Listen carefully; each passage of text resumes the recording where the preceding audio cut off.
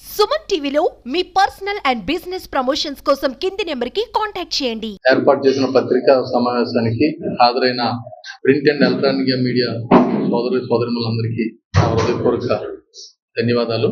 2023 సంవత్సరం సెప్టెంబర్ 9వ తారీఖున అన్యాయంగా అక్రమ కేసులు వాదించి వయసు రీత్యా పెద్ద వ్యక్తి అయిన భారతదేశంలో ఆంధ్రప్రదేశ్ని స్థానాన్ని నిలిపిన వ్యక్తి, ప్రపంచ పటంలో భారతదేశానికి ఆంధ్రప్రదేశ్కి ఒక పేరు తీసుకొచ్చిన వ్యక్తి, సుదీర్ఘ రాజకీయ అనుభవం కలిగిన వ్యక్తిని రాజకీయ ప్రేరేపిత కక్షతో ఒక కుట్రతో అరెస్ట్ చేసి పైశాచిక ఆనందాన్ని పొందిన ముఖ్యమంత్రిని గతంలో మనం చూసాం. దానికి ఆంధ్రప్రదేశ్తో పాటు భారతదేశంలో ప్రతి ఒక్కరు స్పందించి ఆయనకి జరిగిన అన్యాయాన్ని యావత్తు భారతదేశంలో ఉన్న తెలుగు వాళ్ళతో పాటు అన్ని రాజకీయ పార్టీలు ఖండించడం జరిగింది. సెప్టెంబర్ 9వ తారీఖున జరిగిన దగ్గర నుంచి చంద్రబాబు నాయుడు గారు అరెస్ట్ అయిన దగ్గర తీవ్ర మనస్తాపానికి గురయ్యాం. ఒక పట్ల పార్టీ మీద అభిమానం, రెండవ పక్క నారా చంద్రబాబు నాయుడు గౌరవం. అప్పటికి నేను కొన్ని కారణాల వల్ల పార్టీ దూరంగా ఉంచింది, సస్పెండ్ చేసి దూరంగా ఉంచింది. అయినప్పటికీ పార్టీ మీద అభిమానం, చంద్రబాబు నాయుడు గౌరవం, అచంచలమైన భక్తి విశ్వాసాల వల్ల ఆయన తక్షణమే జైలు నుంచి విడుదలవ్వాలని, ఆయన నిండు ఆయురారోగ్యాలతో ఉండాలని, ఈ రాష్ట్రానికి మరలా ముఖ్యమంత్రి అవ్వాలని, ఆయన పరిపాలనలో శ్రీరాముడు వెళ్ళిన శ్రీరామరాజ్యం చంద్రన్న పాలనలో రావాలని కోరుకోవడం. అలా జరిగితే తుంగలంలో ఉన్న విజయరాఘవస్వామి ఆలయం నుంచి భద్రాచలంలో ఉన్న భద్రాద్రి రాముడి దగ్గరికి వస్తానని చెప్పి పాదయాత్రగా వస్తానని సెప్టెంబర్ 21వ తారీఖున మీ అందరికీ తెలుసు. ఆ రోజు నల్ల దుస్తులతో ఇదే సమావేశంలో ప్రెస్ మీట్ పెట్టి ఒక రోజంతా ఉపవాసం ఉండడం జరిగింది. అలాగే 1 వీక్ నిరసన కార్యక్రమాలు చేసాం. నిరసన కార్యక్రమాలు చేసినప్పుడు కూడా పోలీసులు మేము 500 మంది కలిసి బైక్ ర్యాలీగా పైలానికి వెళ్దామని చెప్పి నిరసన తెలియజేద్దామని చెప్పినప్పుడు తెల్లవారి నుంచే హౌస్ అరెస్ట్ చేసి మమ్మల్ని అందరినీ పెదగంటాడ జైల్లో పెట్టడం కూడా తెలుసు.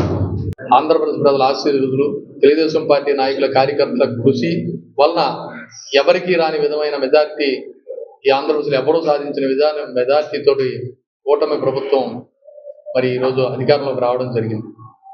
అయితే అధికారంలోకి వచ్చిన కాడి నుంచి చంద్రన్న గారు ఆ 5 సంవత్సరాల పరిపాలనకి, 5 సంవత్సరాల పరిపాలనకి చూస్తే మనం 6 నెలలు జరిగింది. ప్రశాంతమైన వాతావరణంలో ప్రజలు జీవిస్తున్నారు.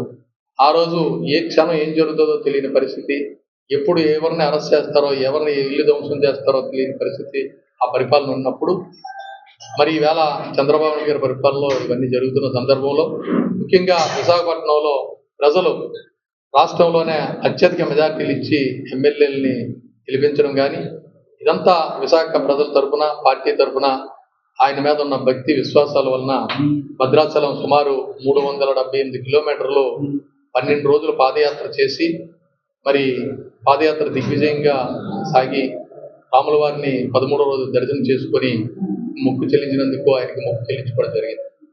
దారి పొడవునా తెలుగుదేశం పార్టీ తరఫున చంద్రబాబు నాయుడు గారి కోసం చేస్తున్న పాదయాత్ర పట్ల తెలుసుకొని అనేక మంది కార్యకర్తలు, నాయకులు మాకు మోరల్ సపోర్ట్ ఇవ్వడం, సంఘీభావం ప్రకటించడం కూడా చాలా ఆనందదాయకం. అలాగే 69వ వార్డులో ఉన్న తెలుగుదేశం పార్టీ నాయకులు, కార్యకర్తలు, మా అభిమానులు అందరూ సుమారు 60-70 మంది మాతో పయనించి నా పాదయాత్ర దిగ్విజయం సాగడానికి సహకరించిన వారందరికీ, విశాఖ పుర ప్రజలకు, తెలుగుదేశం పార్టీ శ్రేణులకు ఈ పాదయాత్రను అంకితం చేయాలని చెప్పి మీ ద్వారా ఈ సమావేశాన్ని ఏర్పాటు చేశాం.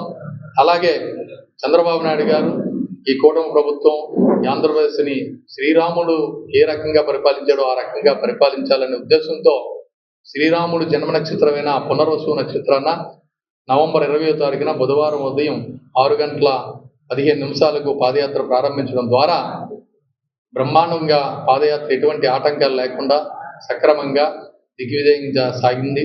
సాగడానికి సహకరించిన ప్రజలకు, తెలుగుదేశం పార్టీ కార్యకర్తలకు, అభిమానులకు అందరికీ ప్రత్యేకమైన ధన్యవాదాలు తెలియజేస్తూ, ఈ యాత్ర చాలా అద్భుతంగా, ఆధ్యాత్మికంగా కేవలం రాముడి మీద భక్తితోనే రాముడి జెండా పట్టుకొని పాదయాత్ర చేసాం.